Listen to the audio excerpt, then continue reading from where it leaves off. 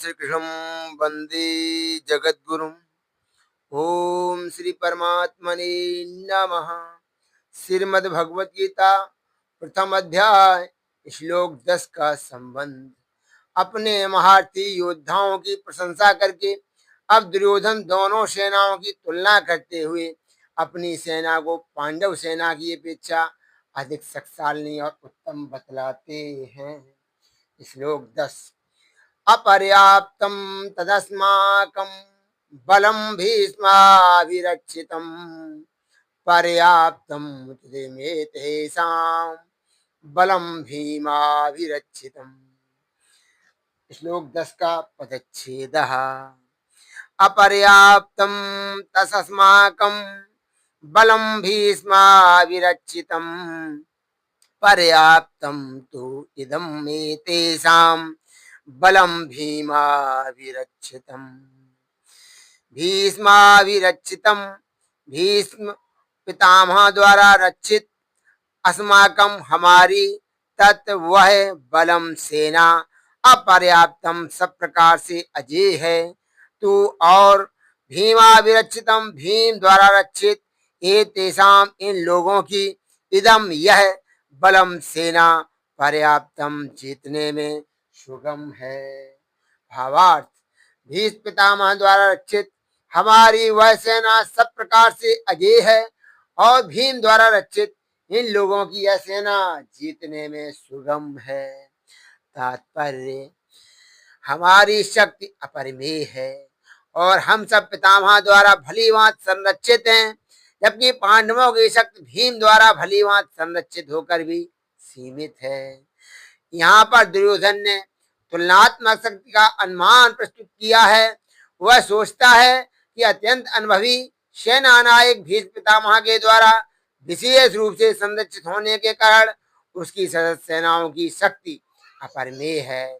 दूसरी ओर पांडवों की सेनाएं सीमित हैं, क्योंकि उनकी सुरक्षा एक कम अनुभवी नायक भीम द्वारा की जा रही है, जो भीष्म की तुलना में नगण्य है। दुर्योधन सदैव भीम से ईर्ष्या करता था, क्योंकि वह जानता था कि यदि उसकी मृत्यु कभी हुई भी तो वह भीम के द्वारा ही होगी, किंतु साथ ही उसे दृढ़ विश्वास था कि भीष्म की उपस्थिति में उसकी विजय निश्चित है, क्योंकि भीष्म कहीं अधिक उत्कृष्ट सेनापति हैं। वह युद्ध में विजयी होगा, यह उसका दृढ़ निश्चय था। अब प्रस्तुत है व्याख्या।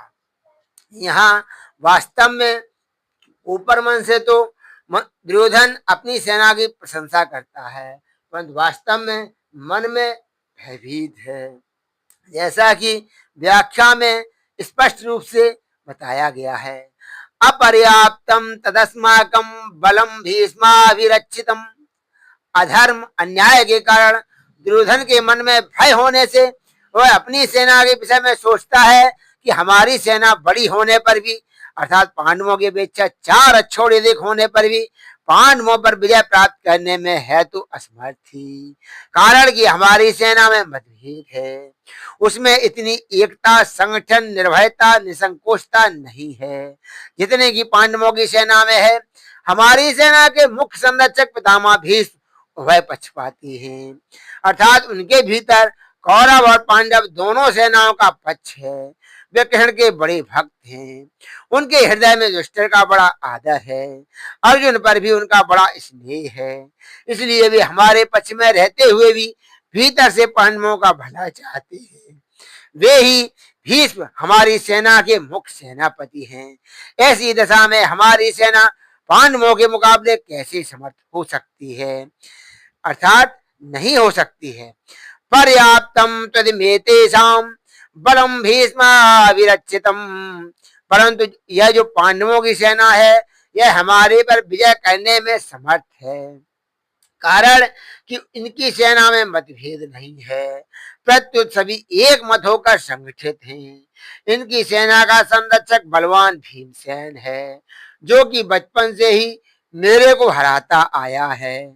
यह अकेला ही मेरे साथ 100 भाइयों को मारने की प्रतिज्ञा कर चुका है, अर्थात यह हमारा नाश करने पर तुला हुआ है। इसका शरीर वज्र के समान मजबूत है। इसको मैंने जहर पिलाया था तो भी यह मरा नहीं, ऐसा यह भीमसेन पांडवों की सेना का संरक्षक है, इसलिए यह सेना वास्तव में समर्थ है, पूर्ण है। यहाँ एक शंका हो सकती है कि दुर्योधन ने अपनी सेना के संरक्षक के लिए भीष्म का नाम लिया, जो कि सेनापति के पद पर नियुक्त है, परंतु पांडव सेना के संरक्षक के लिए भीमसेन का नाम लिया, जो कि सेनापति नहीं है। इसका समाधान यह है कि दुर्योधन इस समय सेनापतियों की बात नहीं सोच रहा है, किंतु दोनों सेनाओं की शक्ति के विषय में सोच रहा है, किस सेना की अधिक शक्ति है। दुर्योधन पर आरंभ से ही भीमसेन की शक्ति का, बलवत्ता का अधिक प्रभाव पड़ा हुआ है। अतः वह पांडव सेना के संरक्षक के लिए भीमसेन का ही नाम लेता है। विशेष बात, अर्जुन कौरव सेना को देखकर किसी के पास न जाकर हाथ में धनुष उठाते हैं। गीता पहले अध्याय का 20वां श्लोक। पर दुर्योधन पांडव सेना को देखकर द्रोणाचार्य के पास जाता है और उनसे पांडवों की व्यूह रचना युक्त सेना को देखने के लिए कहता है। इससे सिद्ध होता है कि दुर्योधन के हृदय में भय बैठा हुआ है। जब कौरवों की सेना के शंख आदि बाजे बजे, तब उनके शब्द का पांडव सेना पर कुछ भी असर नहीं पड़ा, परंतु जब पांडवों की सेना के शंख बजे, तब उनके शब्द से दुर्योधन आदि के हृदय विदीर्ण हो गए। इससे सिद्ध होता है कि अधर्म अन्याय का पक्ष लेने के कारण दुर्योधन आदि के हृदय कमजोर हो गए थे और उनमें भय बैठा हुआ था। भीतर में भय होने पर भी वह चालाकी से द्रोणाचार्य को प्रसन्न करना चाहता है, उनको पांडवों के विरुद्ध उकसाना चाहता है। कारण कि दुर्योधन के हृदय में अधर्म है, अन्याय है, पाप है। अन्यायी पापी व्यक्ति कभी निर्भय और सुख शांति से नहीं रह सकता, यह नियम है। परंतु अर्जुन के भीतर धर्म है, न्याय है, इसलिए अर्जुन के भीतर अपना स्वार्थ सिद्ध करने के लिए चालाकी नहीं है, भय नहीं है, किंतु उत्साह है, वीरता है। तभी तो वे वीरता में आकर सेना निरीक्षण करने के लिए भगवान को आज्ञा देते हैं कि हे अच्युत, दोनों सेनाओं के मध्य में मेरे रथ को खड़ा कर दीजिए। पहले अध्याय का 21वां श्लोक। इसका तात्पर्य है कि जिसके भीतर नाशवान धन संपत्ति आदि का आश्रय है, आदर है, और जिसके भीतर अधर्म है, अन्याय है, दुर्भाव है, उसके भीतर वास्तविक बल नहीं होता है, वह भीतर से खोखला होता है और वह कभी निर्भय नहीं होता। परंतु जिसके भीतर अपने धर्म का पालन है और भगवान का आश्रय है, वह कभी भयभीत नहीं होता, उसका बल सच्चा होता है, वह सदा निश्चिंत और निर्भय रहता है।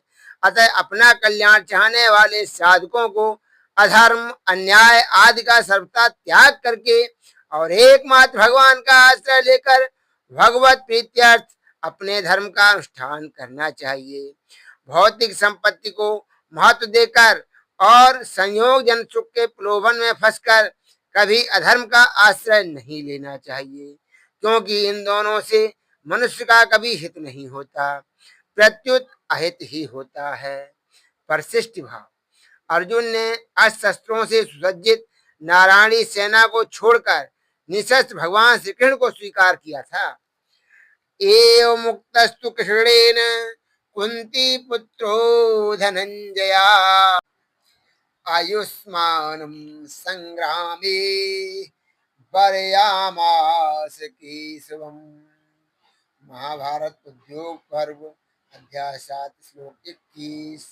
भावार्थ, श्री कृष्ण के ऐसा कहने पर कुंती पुत्र धनंजय ने संग्राम भूमि में अस्त्रों से सुसज्जित एक अक्षौणी नारायणी सेना को छोड़कर युद्ध न करने वाले निशस्त्र उन भगवान श्री कृष्ण को ही अपना सहायक चुना और दुर्योधन ने भगवान को छोड़कर उनकी नारायणी सेना को स्वीकार किया था। तात्पर्य है कि अर्जुन की दृष्टि भगवान पर थी और दुर्योधन की दृष्टि वैभव पर थी।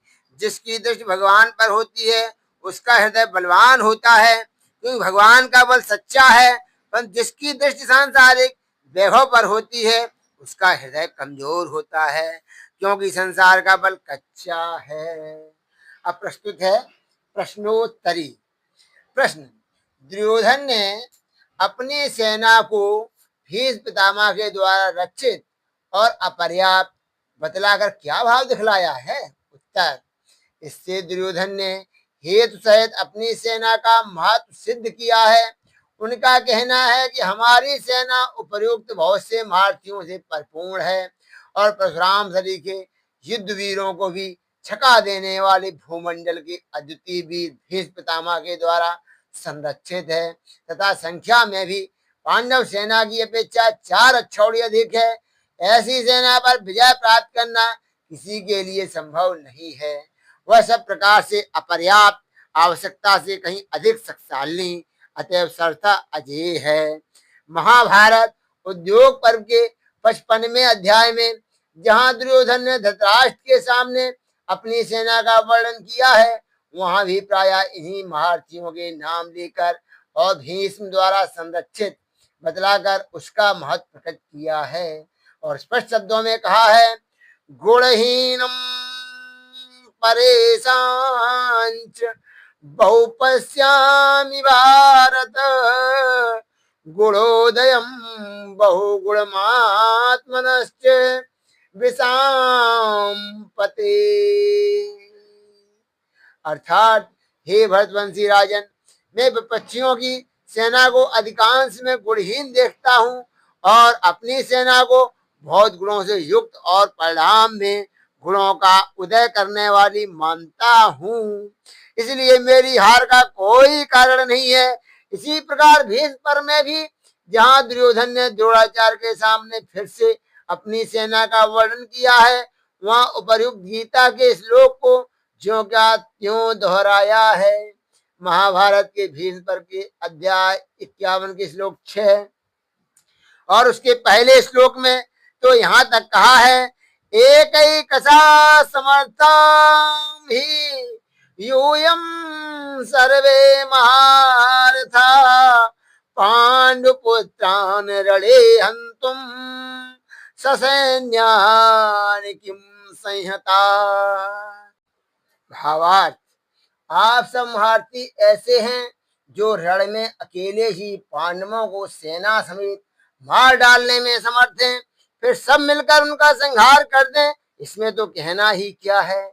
अतएव यहाँ अपर्याप्त शब्द से दुर्योधन ने अपनी सेना का महत्व ही प्रकट किया है और उपर्युक्त स्थलों में यह श्लोक अपने पक्ष के योद्धाओं को उत्साहित करने के लिए ही कहा गया है। ऐसा ही होना उचित और प्रासंगिक भी है। प्रश्न, पांडव सेना को भीम के द्वारा रक्षित और पर्याप्त बतलाकर क्या भाव दिखलाया है? उत्तर, इससे दुर्योधन ने उसकी न्यूनता सिद्ध की है। उनका कहना है कि जहां हमारी सेना के संरक्षक भीष्म है, वहां उनकी सेना का संरक्षक भीम है, जो शरीर से बड़ा बलवान होने पर भी भीष्म की तो तुलना में ही नहीं रखा जा सकता। कहाँ रणकला कुशल, शस्त्र शास्त्र निपुण, परम बुद्धिमान भीष्म पितामह और कहाँ धनुर्विद्या में अकुशल, मोटी बुद्धि का भीम। इसलिए उसकी सेना पर्याप्त सीमित शक्ति वाली है, उस पर हम लोग सहज ही विजय प्राप्त कर सकते हैं। अब प्रस्तुत है श्लोक 10 का निष्कर्ष।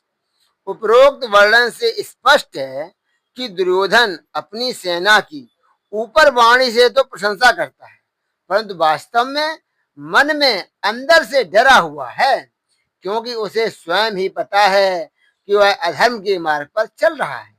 अतः वह स्वयं ही बुद्धि और बल से हीन हो चुका है।